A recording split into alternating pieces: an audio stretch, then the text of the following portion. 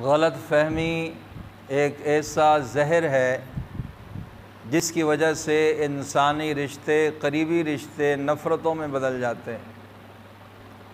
غلط فہمی کی وجہ سے ہم اپنے اور رشتہ داروں کے درمیان یا اپنے اور متعلقین کے درمیان ایک ایسی نفرت کی دیوار کھڑی کر دیتے ہیں کہ ہم اس کے دوسری طرف جھانکنا نہیں چاہتے، دیکھنا نہیں چاہتے، اور اس دیوار کی وجہ سے رشتوں میں ایسی دراڑیں پڑ جاتی ہیں کہ ہم پھر ساری زندگی ان دراڑوں میں اپنے یقین کی، اپنے سچے ہونے کی اینٹیں لگاتے رہتے ہیں، لیکن وہ کبھی وہ دراڑیں، وہ خالی جگہ پر نہیں ہوتی۔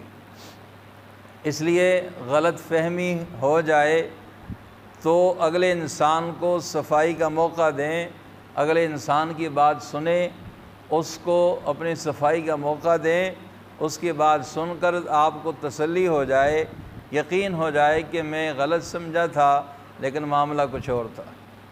حضور صلی اللہ علیہ وسلم کے ایک صحابی، آپ صلی اللہ علیہ وسلم نے انہیں زکوٰۃ وصول کرنے کے لیے علاقے میں بھیجا۔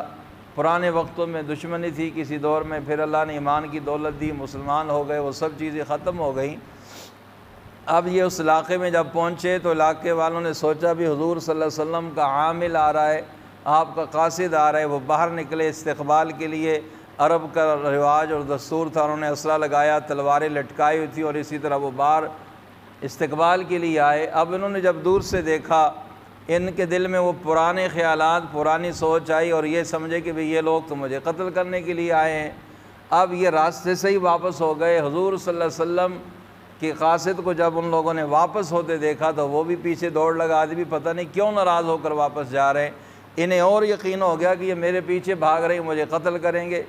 صحابہ تک پہنچے اور جا کر کہا بھی وہ لوگ تو مرتد ہو گئے ہیں، اسلام سے پھر گئے، وہ تو مجھے قتل کرنے کے لیے تیار ہو گئے۔ صحابہ نے تلواریں نکالنی، قریب تھا کہ جنگ ہو جاتی، جنگ چھڑ جاتی۔ اللہ رب العزت نے اپنے حبیب صلی اللہ علیہ وسلم کو سورہ حجرات میں یہ آیات نازل کر کے فرمایا، ان جاءکم فاسق بنبأ فتبینوا، کہ اگر کوئی بات آ جائے تو اس طرح ہی نہ شروع کر دیا کرو، بات کی تحقیق کر لیا کرو، تفتیش کر لیا کرو، کہیں ایسا نہ ہو کہ تم غلط فہمی کی بنیاد پر کسی کو نقصان پہنچا دو۔